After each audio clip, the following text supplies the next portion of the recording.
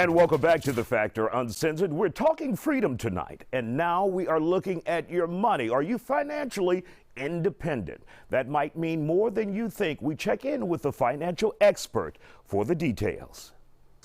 And joining us now here on The Factor Uncensored is financial expert Mark Davenport. Mark, glad to have you here on The Factor. Obviously, we're talking about a theme of independence. So for those who are out there looking for financial independence, whether you're in a relationship, whether you're trying to save some money on the side or just under a lot of bills, where should one start in order to have that independence they need, to have that nest egg, that retirement, and just money that they may need to spend on a day-to-day basis? Isaiah, love the question, and a very, very important question. First and foremost, we have to pay ourselves first. We have to accept responsibility and be accountable for our financial position, number one. But number two, we have to teach our children these habits as well. So what I really like people to do, what I encourage people to do, is to rethink how you view money. I don't even want people, my clients, et cetera, to refer to it as money, Isaiah. I want people to refer to it as capital, as your personal or private capital. And I want you to challenge your capital to work as hard for you to make money as it did for you to earn it. So step number one, pay yourself first. And as an absolute minimum, because we always talk about percentages, right? That percentage as an absolute minimum should be 10%. Pay yourself 10%. As an absolute minimum. Like at minimum. Church. Exactly, right? The richest man in Babylon. Number two, if you have a job, typically you might be eligible for a raise once a year. And when a person gets that raise, typically what they'll do is they'll spend it. So when you spend that 2 to 5% raise, you haven't had any impact on your economic status at all.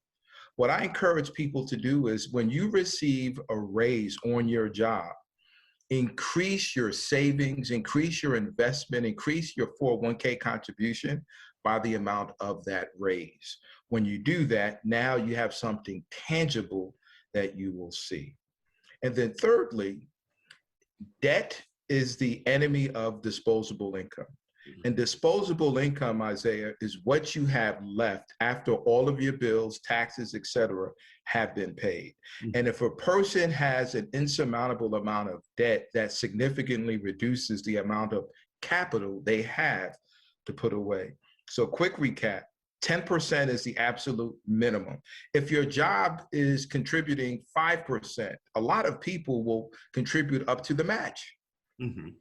Right? You are responsible for yourself.